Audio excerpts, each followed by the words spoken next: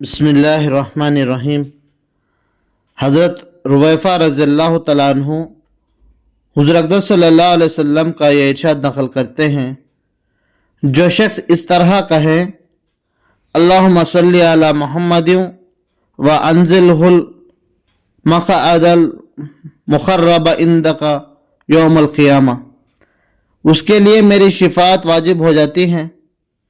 فائدہ: درود شریف کے الفاظ کا ترجمہ یہ ہے: اے اللہ، آپ محمد صلی اللہ علیہ وسلم پر درود بھیجیے اور ان کو قیامت کے دن ایسے مبارک ٹھکانے پر پہنچائیے جو آپ کے نزدیک مقرب ہوں۔ علماء کے مقعد مقرب یعنی مقرب ٹھکانے میں مختلف الفاظ ہیں۔ علامہ سخاوی رحمۃ اللہ علیہ کہتے ہیں کہ محتمل ہے کہ اس سے وسیلہ مراد ہو، یا مقام محمود، یا آپ صلی اللہ علیہ وسلم کا عرش پر تشریف رکھنا، یا آپ صلی اللہ علیہ وسلم کا وہ مقام علی جو سب سے اعلیٰ و عرفہ ہے۔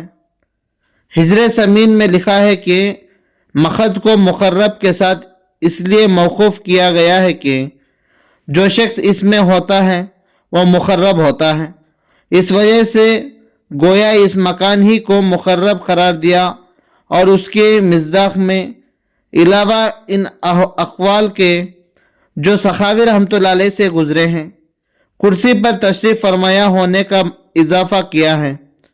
مولا علی قاری رحمۃ اللہ علیہ کہتے ہیں کہ مقعد مقرب سے مراد مقام محمود ہے، اس لیے کہ روایت میں یوم القیامہ کا لفظ ذکر کیا گیا ہے، اور بعض روایت میں المقرب عندک فی الجنہ کا لفظ آیا ہے، یعنی وہ ٹھکانہ جو جنت میں مقرب ہو۔ اس بنا پر اس سے مراد وسیلہ ہوگا جو جنت کے درجات میں سب سے اعلیٰ درجہ ہے۔ بعض علماء نے کہا ہے کہ حضور اقدس صلی اللہ علیہ وسلم کے لیے دو مقام علیحدہ علیحدہ ہیں۔ ایک مقام تو وہ ہیں جبکہ حضور اقدس صلی اللہ علیہ وسلم شفاعت کے میدان میں عرش ملا کے دائیں جانب ہوں گے، جس پر اولین و آخرین سب کو رشک ہوگا، اور دوسرا آپ صلی اللہ علیہ وسلم کا مقام جنت میں جس کے اوپر کوئی درجہ نہیں۔ بخاری شریف کی ایک بہت طویل خواب جس میں حضور اقدس صلی اللہ علیہ وسلم نے دوزخ، جنت وغیرہ اور زناکار، سودخوار وغیرہ لوگوں کے ٹھکانے دیکھے۔ اس کے آخر میں ہے کہ پھر وہ دونوں فرشتے مجھے ایک گھر میں لے گئے جس سے زیادہ حسین اور بہتر مکان میں نے نہیں دیکھا تھا۔ اس میں بہت سے بوڑھے اور جوان عورتیں اور بچے تھے۔ اس کے بعد وہاں سے نکل کر مجھے وہ ایک درخت پر لے گئے، وہاں ایک مکان پہلے سے بھی بڑھیا تھا۔ میرے پوچھنے پر انہوں نے بتایا کہ پہلا مکان عام مسلمانوں کا ہے اور یہ شہداء کا۔ اس کے بعد انہوں نے کہا ذرا اوپر سر اٹھائیے، تو میں نے سر اٹھا کر دیکھا تو ایک عنبر سا نظر آیا۔ میں نے کہا کہ میں اس کو بھی دیکھ لوں؟ ان دونوں فرشتوں نے کہا کہ ابھی اس کی عمر باقی ہے، جب پوری ہو جائے گی جب آپ اس میں تشریف لے جائیں گے۔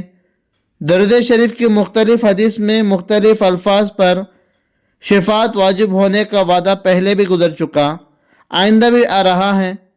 کسی قیدی یا مجرم کو اگر یہ معلوم ہو جائے کہ حکیم کے یہاں فلاں شخص کا اثر ہے اور اس کی سفارش حکیم کے یہاں بڑی وقوع ہوتی ہے، تو اس سفارش کی خوش آمد میں کتنی دوڑ دھوپ کی جاتی ہے۔ ہم میں سے کون سا ایسا شخص ہے جو بڑے سے بڑے گناہ کا مجرم نہیں، اور حضور اقدس صلی اللہ علیہ وسلم جیسا سفارش جو اللہ کا حبیب، سارے رسولوں اور تمام مخلوق کا سردار، وہ کیسی آسان چیز پر اپنی سفارش کا وعدہ، اور وعدہ بھی ایسا مؤکد کے فرماتے ہیں کہ مجھ پر اس کی سفارش واجب ہے۔ پھر بھی اگر کوئی شخص اس سے فائدہ نہ اٹھائے تو کس قدر خسارے کی بات ہے۔ لغویت میں اوقات ضائع کرتے ہیں، فضول باتوں میں، بلکہ غیبت وغیرہ گناہوں میں قیمتی اوقات کو برباد کرتے ہیں۔ ان اوقات کو درود شریف میں اگر خرچ کیا جائے تو کتنے فوائد حاصل ہوں۔ اللہ تعالیٰ کی باتوں پر عمل کرنے کی توفیق عطا فرمائے، ہمیں بھی اس درود کو یاد کر کر پڑھنے کی توفیق عطا فرمائے۔ سبحان اللہ بحمدہ، سبحانک اللہم بحمدک، ونشہد ان لا الہ الا انت، نستغفرک ونتوب الیک۔